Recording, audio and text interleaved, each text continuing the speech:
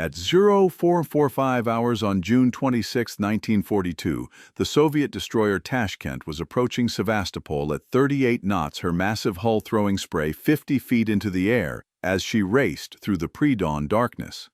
On the bridge, Captain Vasily Eroshenko scanned the horizon with binoculars, searching for the first signs of the Luftwaffe bombers that had attacked every previous supply run to the besieged city.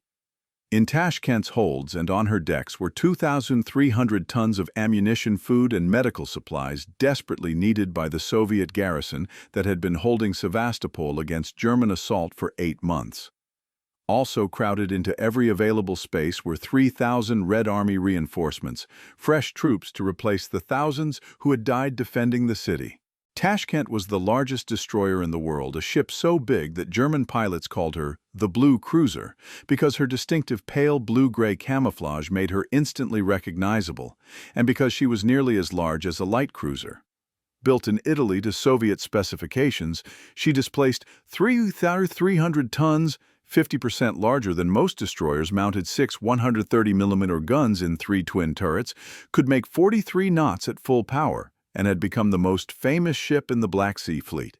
For 6 months she had been running supplies into Sevastopol and evacuating wounded, making trips that other ships could not survive because she was fast enough to evade bombers during daylight and powerful enough to fight off air attacks that would have overwhelmed smaller vessels. At 0453, as Sevastopol's harbor defenses came into view, the first German reconnaissance aircraft appeared overhead.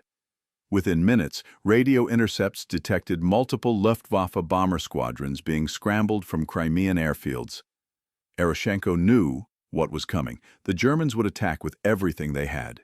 Junkers, Ju-87, Stukas, Heinkel, He, 111 bombers, Junkers, Ju-88 dive bombers, perhaps 50, 100 aircraft trying to sink the Blue Cruiser before she could deliver her cargo and evacuate another load of wounded from the dying city. Tashkent had survived dozens of such attacks over the past 6 months, but each time the odds grew worse. Today, Eroshenko would find out if the largest destroyer in the world could survive one more gauntlet through German air superiority, or if Sevastopol's lifeline would finally be cut. Tashkent's story began not in the Soviet Union, but in Italy, where in 1935 the Soviet Navy was searching for destroyer designs that could match or exceed the best vessels in foreign navies. Soviet shipyards could build destroyers, but Soviet designs were conventional and unremarkable. The Soviet leadership wanted something extraordinary, a destroyer larger, faster, and more powerful than anything in the British, German, or Japanese fleets. They turned to Italy, where naval architects had developed a reputation for designing fast, powerful warships. The contract was signed with Odero Terni Orlando shipyard in Livorno in 1935. The specifications were ambitious, a destroyer displacing at least 2,500 tons, capable of 40-plus knots, mounting 6 130mm guns and carrying 12 torpedo tubes. Italian designers led by Chief Engineer Francesco Rotundi created a vessel that exceeded every specification. The design displaced 3,300 tons fully loaded, making her 50% larger than standard destroyers. Length was 455 feet, making her longer than many light cruisers. Power plant consisted of 4 boilers and 2 turbines producing 130,000 shaft horsepower, giving a design speed of 43 knots faster than almost any warship afloat. Main armament was 6 130mm Model 1935 guns in 3 twin turrets, 2 forward and 1 aft. The 130mm gun was a modern weapon firing a 33-kilogram shell to 25 kilometers range at 10 rounds per minute per gun. Secondary armament included 6 45mm anti-aircraft guns and multiple machine guns. Torpedo armament consisted of 2 triple 530mm torpedo tubes. The design was elegant, with a graceful sheer line, a single funnel, and tripod masts fore and aft. She looked fast even when stationary. Construction began in 1935, with Soviet engineers observing every phase to learn Italian construction techniques. The ship was launched on November 28, 1937, and conducted extensive trials in the Mediterranean during 1938. The trials demonstrated that Italian designers had delivered on every promise. Top speed exceeded 43 knots, making Tashkent the fastest destroyer in the world. Range at cruising speed exceeded 2,500 nautical miles. The guns performed flawlessly. Maneuverability was excellent. The only significant criticism from Soviet observers was that the anti-aircraft armament was insufficient, but this could be remedied during Soviet refit. In January 1939, Tashkent departed Italy for the Black Sea, sailing through the Mediterranean, the Dardanelles, and the Bosporus to reach her home port of Sevastopol. She was commissioned into the Soviet Black Sea Fleet on January 11, 1939, becoming the fleet's most powerful destroyer. Her arrival caused considerable excitement. Soviet sailors had never seen anything like her. She was enormous compared to Soviet-built destroyers, sleek and modern, clearly a prestige vessel that demonstrated Soviet commitment to building a world-class navy. But Tashkent's Italian construction created challenges. Soviet shipyards were unfamiliar with Italian equipment and specifications. Spare parts had to be ordered from Italy, causing delays when equipment failed. The electrical systems used Italian standards different from Soviet standards. Documentation was in Italian, requiring translation. Most critically, Soviet crews had to learn to operate machinery designed to Italian specifications, which differed from Soviet practice in numerous details. Between 1939 and 1941, Tashkent underwent modifications to adapt her to Soviet requirements. Additional anti-aircraft guns were installed. Soviet radio equipment replaced Italian equipment. Fire control systems were upgraded. The modifications improved her capabilities, but also increased weight, reducing her top speed from 43 knots to approximately 40 knots. Still, she remained the fastest destroyer in the Black Sea Fleet and one of the fastest destroyers in the world. When Germany invaded the Soviet Union on June 22, 1941, Tashkent was at Sevastopol. The Black Sea Fleet immediately went on war footing. German forces advanced rapidly through Ukraine toward Crimea. By October 1941, German forces had surrounded Sevastopol from the land side, beginning a siege that would last 250 days and become one of the most brutal battles of the war. Sevastopol's only connection to the rest of the Soviet Union was by sea, and maintaining that sea connection required running supplies through waters dominated by German aircraft. The Luftwaffe in Crimea included specialized anti-shipping units equipped with dive bombers and torpedo bombers. German pilots had practiced anti-ship tactics in the Mediterranean and North Sea. They were experienced, well-trained, and equipped with excellent aircraft.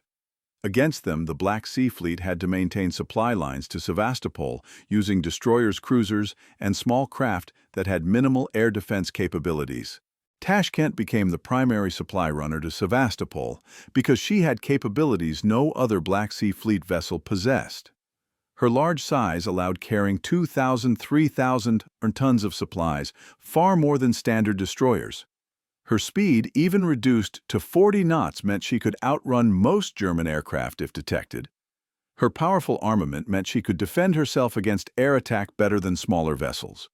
Most importantly, her prestige status meant she received priority for maintenance fuel and ammunition. The typical supply run began at Novorossiysk, the Soviet-held port on the eastern Black Sea coast, approximately 150 miles from Sevastopol.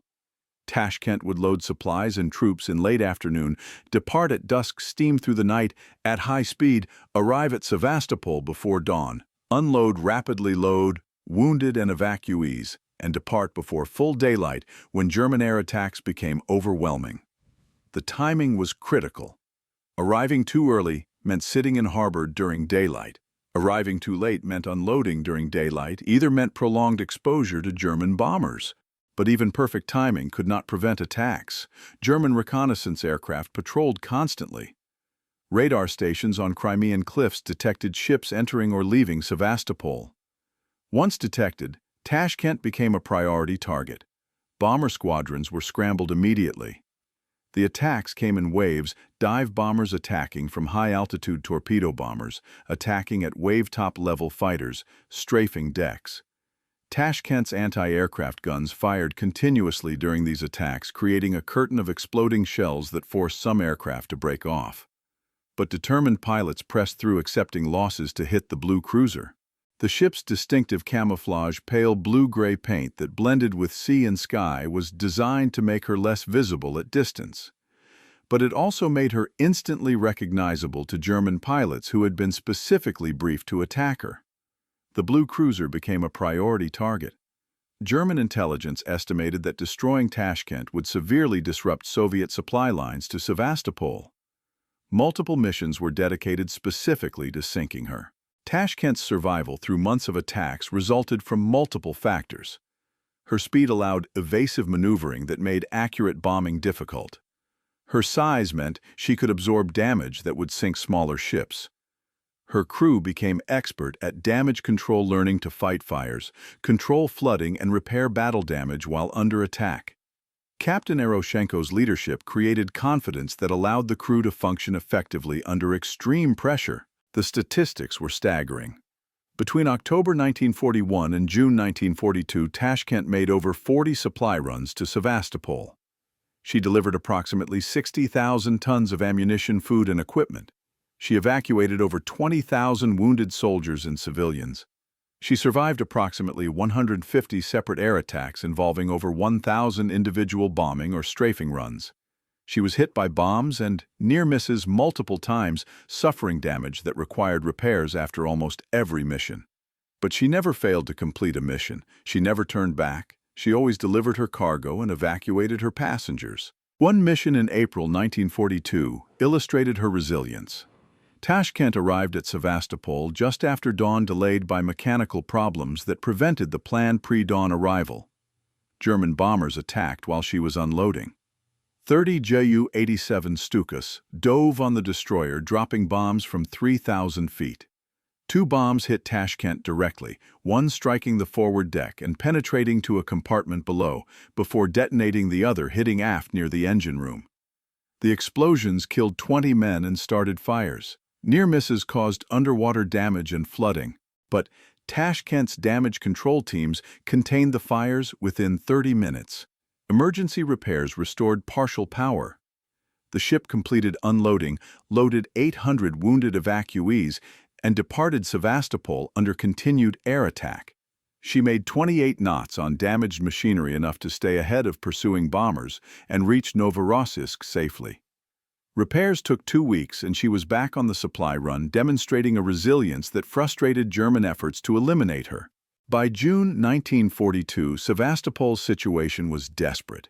German forces had broken through outer defenses and were fighting in the city's outskirts. The garrison was running out of ammunition. Food supplies were critically low. Thousands of wounded needed evacuation. Soviet command ordered maximum effort to sustain the defense. Tashkent was assigned to make daily supply runs, an impossible tempo that ignored the reality that the ship needed maintenance and the crew needed rest. On June 26, 1942, Tashkent departed Novorossiysk on what would be her most important and nearly her last mission. She carried 2,300 tons of ammunition and 3,000 Irun troops. The ammunition included artillery shells desperately needed by Soviet batteries defending the city's southern approaches. The troops were naval infantry elite forces to reinforce sectors where German attacks were breaking through. Tashkent also carried secret orders for the garrison commander about contingency plans for evacuation if the city became untenable. The voyage to Sevastopol was uneventful. Tashkent arrived at 500 hours before dawn as planned. Unloading began immediately using all available cranes and working parties. The troops disembarked rapidly. Ammunition was transferred to waiting trucks. Wounded were loaded into holds and onto deck spaces. By 600, unloading was largely complete. Tashkent prepared to depart. At 6:05, German reconnaissance aircraft appeared overhead.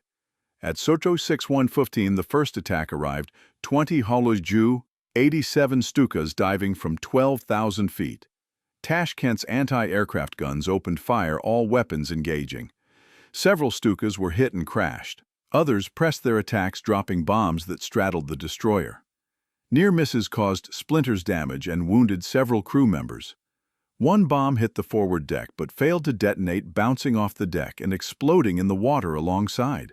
The attack lasted 10 minutes. When the Stukas withdrew, Tashkent was damaged but operational.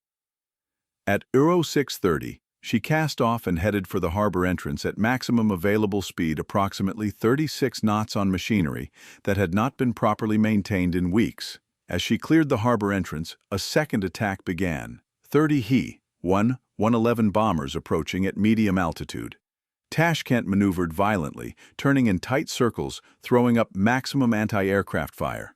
The bombers saturated the area with bombs, creating massive splashes all around the destroyer. Several bombs landed close enough to lift Tashkent's stern out of the water.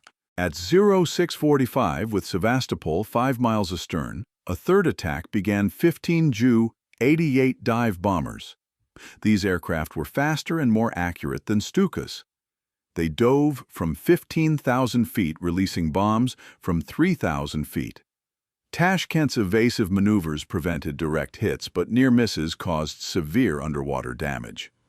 The hull plating was sprung in multiple locations. Flooding began in several compartments. Speed dropped to 30 knots. At 0700, the attacks paused. German bombers were returning to bases to refuel and rearm. Tashkent continued steaming west at reduced speed. Damage control parties worked frantically to control flooding and restore power to damaged systems. The ship was making water faster than pumps could remove it. Engineers were patching hull breaches with whatever materials were available. The crew knew that when German bombers returned, Tashkent would be slower, more damaged, less able to defend herself. At 0730, the fourth and largest attack began. German command had committed everything available: 40 Stukas, 20 He-111s, 15 Ju-88s plus fighter escorts. Over 75 aircraft attacking one destroyer. The assault was coordinated with dive bombers attacking from multiple angles simultaneously to saturate defenses. Tashkent's anti-aircraft guns fired continuously, barrels overheating crews, loading and firing mechanically, knowing that missing meant death. At 0735, a 500-kilogram bomb struck Tashkent amidships on the starboard side. The bomb penetrated the deck and detonated in the engine room. The explosion destroyed one of the two engine rooms, killed everyone in that space, and caused catastrophic flooding. Power generation dropped by half. Speed fell to 15 knots. Tashkent was dying. Captain Eroshenko faced the decision every naval officer dreads. His ship was mortally wounded. The next attack would likely sink her. He could order abandoned ship now while the crew could evacuate in relatively good order. Or he could try to reach the coast, beach the destroyer, and save the wounded evacuees aboard. Beaching meant the ship would be lost, but the evacuees might survive. Eroshenko chose to fight for the coast. Tashkent turned toward the nearest Soviet-held shoreline, approximately 20 miles distant. At 15 knots, reaching shore would take 80 minutes. Damage control parties fought flooding in the destroyed engine room. The remaining engine room maintained maximum available power. Anti-aircraft crews remained at their guns, conserving ammunition for the next attack. At 0800, the fifth attack began. 15 Ju-88s diving from high altitude. Tashkent's reduced speed made her an easier target, but her anti-aircraft fire remained effective. 2 bombers were shot down. Others were damaged and withdrew. But several bombs hit Tashkent or exploded close alongside. The cumulative damage was overwhelming. Flooding increased. The list to starboard approached 20 degrees. Speed dropped to 8 knots. At 0830, with the coast 5 miles distant, Eroshenko gave the order to prepare to abandon ship. The wounded were brought on deck. Life rafts were readied. The crew prepared to evacuate. But Tashkent was still moving, fighting to reach shore. As long as she was moving, Eroshenko would not abandon her. At 0845, Tashkent reached shallow water approximately 2 miles from shore. Eroshenko ordered full speed ahead, driving the destroyer onto a sandbar. Tashkent grounded hard, settling firmly onto the bottom in 15 feet of water. The destroyer was secure, not sinking further. The wounded could be evacuated to shore by boat. The crew could escape. Tashkent had completed her final mission. Over the next several hours, boats from shore evacuated the wounded and crew. Eroshenko was the last to leave, departing only after confirming everyone else was off. Tashkent sat on the sandbar listing heavily burned and battered, but having delivered her cargo, evacuated her passengers and saved her crew. German aircraft attacked the wreck several times over the following days, trying to destroy her completely. But Tashkent remained stubbornly visible, her hull above water, a symbol of Soviet resistance. Sevastopol fell to German forces on July 4, 1942, 1 week after Tashkent's final mission. The city's defenders had held out for 250 days against overwhelming German forces. The siege cost over 300,000 Soviet casualties and at least 100,000 German casualties. Tashkent's supply runs had been critical to sustaining the defense. The 60,000 tons of supplies she delivered, the 20,000 wounded she evacuated, and the psychological impact of her continued defiance of German air superiority had contributed to the prolonged defense that tied down German forces needed elsewhere. After Sevastopol fell, Tashkent's wreck remained on the sandbar in German-controlled waters. Soviet forces recaptured the area in 1944 during the liberation of Crimea. Salvage teams examined the wreck, but it was determined that repairs would be more expensive than building a new destroyer. Tashkent was written off as a total loss and abandoned. The wreck was eventually broken up for scrap in the 1950s. Captain Vasily Eroshenko survived the war and continued serving in the Soviet Navy until retirement in the 1950s. He was awarded the Order of Lenin, the Order of the Red Banner, and other decorations for his wartime service. His leadership of Tashkent during the siege of Sevastopol was celebrated in Soviet histories as an example of courage and determination under impossible circumstances. The blue cruiser became legendary in Soviet naval history. Books, films, and monuments commemorated her service. The destroyer that defied the Luftwaffe for 8 months became a symbol of Soviet naval prowess and resistance during the darkest period of the war. Schools were named for her. Stamps featured her image. Veterans of the siege remembered her as the ship that kept Sevastopol alive when all other connections to the Soviet Union had been cut. The technical lessons from Tashkent's service influenced Soviet destroyer design for decades. Soviet naval architects concluded that large destroyers with heavy armament and high speed were valuable for specialized missions like supply runs under air attack. Post-war Soviet destroyer classes emphasized size, speed, and heavy armament, continuing the philosophy that Tashkent had exemplified. The Kotlin, Krupny, and Kashin classes were all large, fast destroyers that traced their lineage to the blue cruiser. The decision to build Tashkent in Italy rather than Soviet yards was controversial at the time and remained debatable afterward. Italian construction costs were high, maintenance difficulties were significant, spare parts were problematic. But the completed ship demonstrated capabilities that Soviet-built destroyers could not match. Her speed, armament, and size made her uniquely valuable during the Sevastopol siege. Whether a conventionally designed Soviet destroyer could have performed comparable missions is unknowable, but Tashkent's actual performance demonstrated that the Italian design worked. Modern analysis suggests Tashkent was overbuilt for typical destroyer missions. Her size and cost made her too valuable to risk in normal operations. She was best employed in specialized high-value missions where her unique capabilities justified her risk. The Sevastopol supply runs were exactly such missions. A smaller, cheaper destroyer might have been sunk on the first or second run. Tashkent survived 40-plus runs because she was large enough to absorb damage, fast enough to evade attacks, and powerful enough to defend herself. Today, no physical trace of Tashkent remains except photographs and artifacts in Russian museums. The wreck was scrapped decades ago, but her memory persists in naval histories, in Soviet-era films and books, and in the oral traditions of the Black Sea Fleet. Veterans who served with her are gone now, the last survivors passing away in the 1990s and 2000s. But the stories remain: the blue cruiser that ran the gauntlet through German air superiority, the destroyer that delivered supplies when no other ship could, the Italian-built warship that became the most famous vessel in the Soviet Black Sea Fleet. The largest destroyer in the world fought the most dangerous missions of the siege of Sevastopol.